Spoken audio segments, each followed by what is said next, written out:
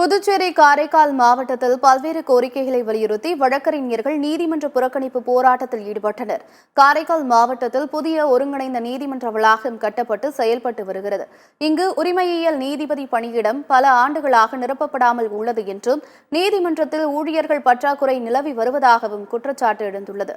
இந்த நிலையில் காலி பணியிடங்களை நிரப்ப வேண்டும், இலவச சட்ட உதவி மையத்திற்கு கட்டிடம் கட்ட வேண்டும் உள்ளிட்ட பல்வேறு கோரிக்கைகளை வலியுறுத்தி காரைக்கால் நீதிமன்றத்தில் வழக்கறிஞர்கள் 2 நாள் பணி புறக்கணிப்பு போராட்டத்தில் ஈடுபட்டுள்ளனர்.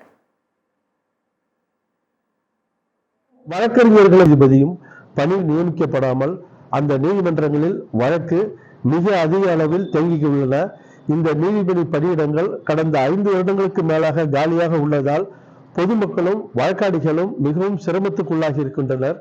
அது மட்டுமின்றி நீதிமன்றத்திலே கூடுதலாக இலவச சட்ட உதவி மையத்துக்காக தனியாக ஒரு கட்டிடம் கட்டுவதற்கான ஏற்பாடுகள் செய்யப்பட்டு கடந்த 2 வருடங்களுக்கு மேலாக அப்படியே நிலுவையில் உள்ளது. அதற்கான அடுத்த கட்ட முயற்சி செய்வதற்கும், மேலும் காரைக்கால் நீதிமன்றத்தில் முக்கியமாக நீதிமன்ற பணியாளர்கள் ஊழியர்கள் மிக மிக குறைந்த அளவில் உள்ளதால் நீதிமன்ற பணிகள் முற்றிலும் பாதிக்கப்பட்டுள்ளது. நீதிபதியும் பணி